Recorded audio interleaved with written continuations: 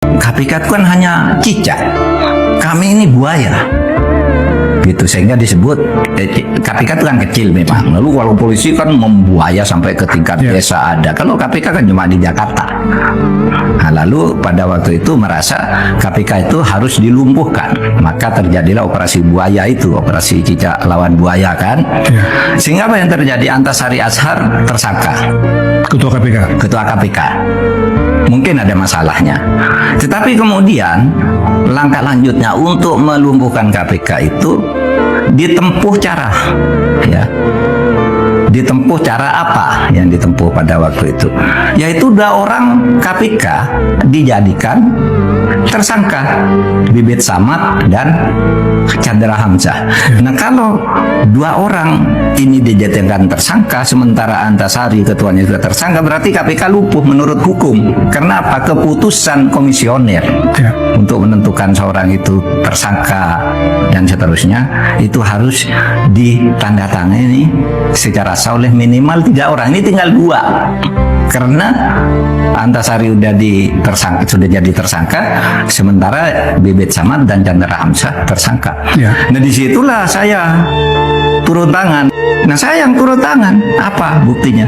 Bahwa di situ terjadi rekayasa untuk mentersangkakan 2 orang, yaitu Bibit Samad dan Chandra Hamzah, untuk melumpuhkan KPK.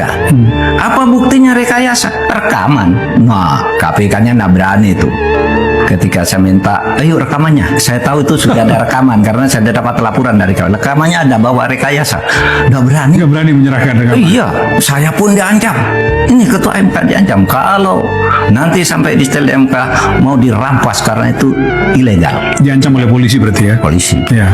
Pada waktu itu di televisi ada. Di televisi ada bahwa KPK juga akan digeledah MK gitu untuk mencari rekaman itu. Itu, saya setel, kemudian terbukti ada rekayasa di situ. Semua orang terperanjat. Semua orang terpanjat, wakil jaksa agungnya, pengacaranya, polisinya sudah bersiasat agar si Chandra Hamzah ini kalau perlu dihabisi di saat ditahan itu. Udah ada pembicaraan itu. Nah, begitu itu tersiar, Chandra Hamzah dan Bibit Samad ditarik keluar. Tidak sah penahannya. Karena apa? Karena saya memutuskan ketentuan undang-undang yang menyatakan bahwa orang pimpinan KPK yang dinyatakan tersangka itu harus berhenti dari jabatannya dinyatakan inkonstitusional. Sebelum ada putusan pengadilan, dia tetap dalam jabatannya. Keluar kan 2 orang ini, jalan akhirnya perkara. Siapa itu? Sudah lupa. Anggodo ya. Anggodo Wijoyo. Iya, jalan masuk penjara. Dan juga itu menjadi monumental, Pak Mahfud, menjadi bukti bahwa mafia hukum itu betul-betul ada terjadi. Ya, itu maksud saya, polisi dengan kejaksaan, polisi dengan KPK waktu itu betul-betul berhadapan-hadapan lah ya, saling berebut pengaruh. Dan ternyata sekarang belum hilang rasanya kalau kita lihat kasus ini, kasus Jampitsus di Kuntit ini. Kasus Jampitsus di Kuntit. Nah, kasus Jampitsus ini, Pak, balik lagi ke situ. Kalau Bapak menjadi Menko Polhukam, ini bicara soal idealita harus dilakukan oleh Menko Polhukam, kan ada Kapolri di situ, ada Kejaksaan, ada Jaksa Agung di situ. Apa yang mesti dilakukan oleh seorang Menko, Pak, untuk itu tadi yang Bapak katakan, menjelaskan ini dan membuka kasus ini secara terang? Ya, saya tidak ingin menggurui ya sebenarnya. Ya, kan sebenarnya negara ini ada aturan-aturannya, ada pimpinannya. Tanggung jawab paling utama itu ada pada presiden untuk menjelaskan dan meminta itu dibuka. Tapi sebelum ke presiden kan ada Menko, ya kan? Kenapa Menko tidak panggil dua-duanya? Rule by law kan ini. Ada keinginan gini sekelompok orang gitu, lalu ditempuh melalui cara-cara ke Mahkamah Agung. Bukan ini berhubung kita udah rusak, biar aja jalan, nanti kan nabrak sendiri. Sebenarnya perebutan untuk pergantian owner mafia timah. Jadi timah itu selama ini kan ada ownernya, ada penguasanya, penguasa timah lah kira-kira. Karena rezim politik akan berubah, sekarang ini akan mulai disingkirkan orang-orang yang sekarang jadi mafia dan di backup itu. Sehingga lalu dilakukan dengan cara itu agar orang-orang tertentu bisa ditangkap, lalu owner mafia ini bisa diganti pada saat nanti terjadi pergantian pemerintahan. Ini penjelasannya Ansat Mbaya. Jelas ini saya ikuti di media. Kalau itu betul berarti tidak benar polisi jawabannya mengatakan bahwa secara internal sudah selesai, kan nggak bisa Pak dianggap ini hanya cuma urusan internal saja. Oh, nggak bisa dong. Harus diinterogasi secara terbuka apa ini. Misalnya sampai ada konvoi kendaraan ke Kejaksaan Agung, katanya itu dalam rangka apa, cipta kondisi situasi dan sebagainya. Loh, Kejaksaan Agung tuh area yang tidak boleh dimasuki oleh sembarang orang tanpa ini, iya kan? Lagi pula, kenapa sesudah itu baru ada konvoi? Sebelumnya kan mestinya harus ada tiap malam. Kalau memang mau menjaga keamanan itu, ini baru ada, itu baru muncul yang begitu.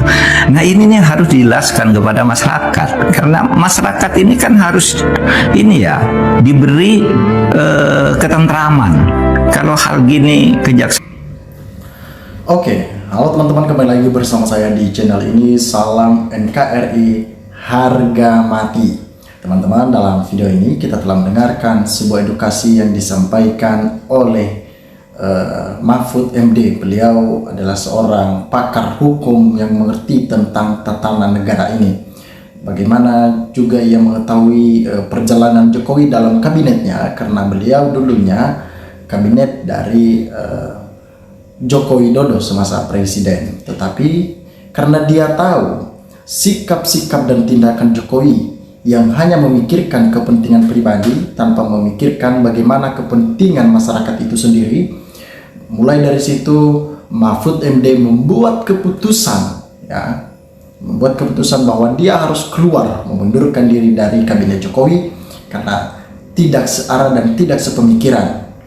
Dilihat intervensi Jokowi terhadap instansi-instansi KPK, Polri, dan berbagai macam hal lain sangat-sangat luar biasa, sehingga instansi tersebut, lembaga pemerintahan tersebut, mereka menjalankan tugasnya itu karena pesanan ataupun suruhan dari seorang Mulyono.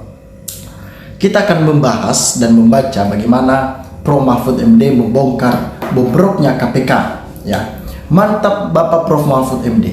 Semoga Bapak terus bersuara lagi bangsa dan negara ini, supaya tidak ada penguasa yang membodohi masyarakat ini ke depan. Bapak Prof Mahfud adalah orang-orang yang militan, mengerti hukum, tentunya apa yang disampaikan adalah hal yang tepat. Ya, busuknya penegak hukum di negara kita itu sekarang terungkap. Bahkan juga mereka secara terang-benderang melakukan itu. Kenapa mereka tidak takut? Karena ada backingan dari belakang, yang dimana itu adalah orang-orang besar ataupun pejabat-pejabat negara yang duduk di kursi tertinggi. Nah, percuma ngabisin uang rakyat, bubarkan aja KPK. Kalau tidak berguna, alat mafia Mulyono, ya, Sontoloyo Raja Jawa palsu, ya. Kenapa mereka meminta KPK dibubarkan? Ada apa dengan KPK sebenarnya?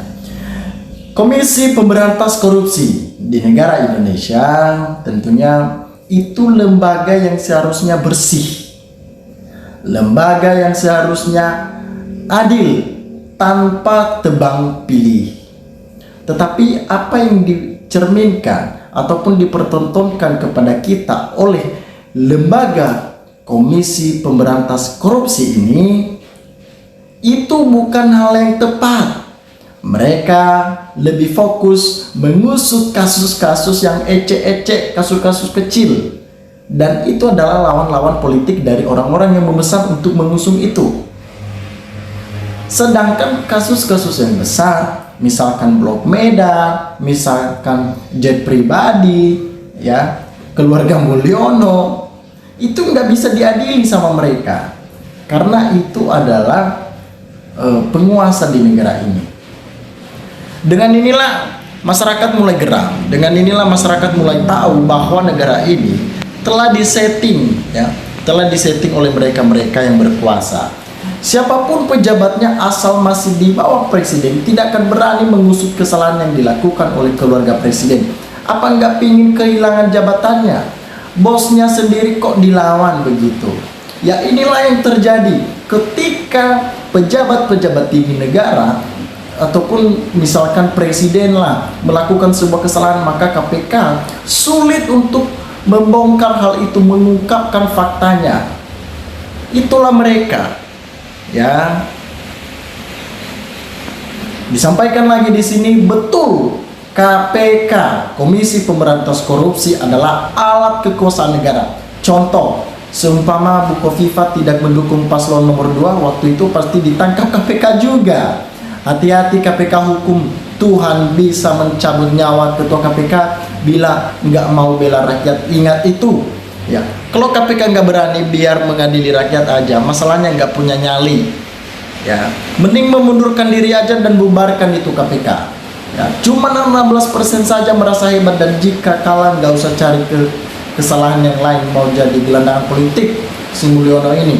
Mulyono begitu luar biasa dalam mengintervensi, ya, lembaga-lembaga seperti ini. Tentunya gerakan-gerakan seperti itu mari kita cegah mereka supaya negara ini tentram, negara ini aman dan terjauhkan dari hal-hal yang tidak kita inginkan. Jokowi itu dicari salahnya, maksudnya tindak KKN. Tidak pernah ketemu kata Mahfud, tapi sekarang ikut-ikutan menghujat Jokowi. Tetapi sebenarnya itu di kala itu Mahfud MD juga takut karena masih di bawah naungan Jokowi, ya. Sekarang Pak Mahfud MD baru berani mengungkapkan hal ini karena dia bukan di bawahnya Jokowi lagi, dia bukan anak buahnya Jokowi. Sekarang Jokowi dalam posisi menyembunyikan kesalahan-kesalahannya, sehingga mengungkap kasus-kasus yang ece-ece itu adalah pengalihan isu, seperti Hastola terungkap tersangka korupsi, itu adalah pengalihan isu kasus yang besar, yang sangat luar biasa. Teman-teman, kita bersyukur karena masih banyak orang-orang yang mengungkapkan kebenaran-kebenaran di publik seperti ini. Terima kasih teman-teman. NKRI harga mati.